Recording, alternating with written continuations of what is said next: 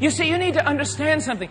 One of the reasons why people are so miserable is that they were made for God. And one of the reasons why even true believers sometimes fall into misery is because they begin to live for themselves and do not realize they were made for God. Every fiber of my being, every beat of my heart, every thought of my mind is for God. And to the degree that it is for God, I will have joy. You were made for Him.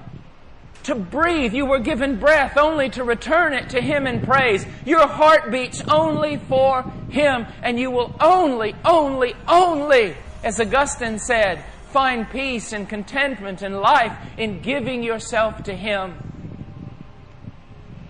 I love to make things. I make furniture.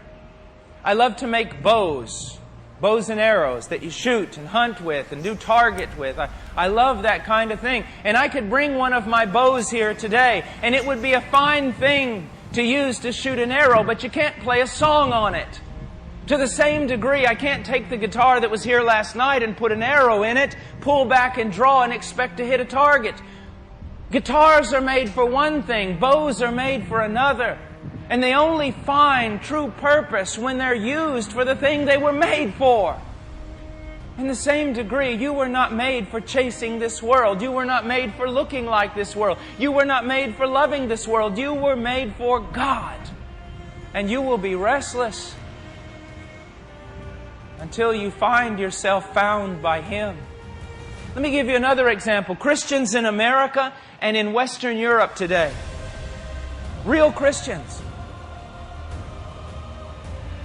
We are the wealthiest, most protected group of Christians on the face of the earth and in the history of Christianity. And yet you go into all these Christian bookstores and you find out that half the books are written about how miserable we are. Our emotional needs, our financial needs, our spiritual needs. We are the wealthiest, most protected group of Christians in the history of Christianity, and yet we seem to be the most needy and most miserable. And why is that? I will tell you. We are miserable and needy for the same reason that Jesus Christ was never those things. He was persecuted, He was poor, He was many things, but He said, I have food to eat that you know not of. He was always full.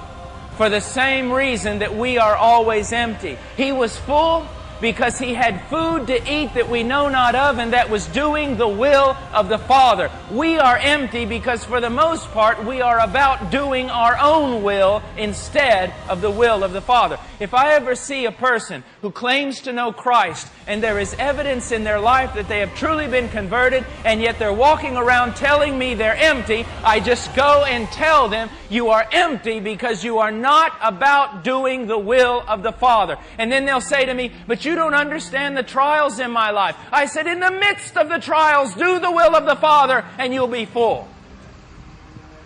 Trials are not designed to make us self-centered and turn in to ourselves to try to fix our own need. There's no excuse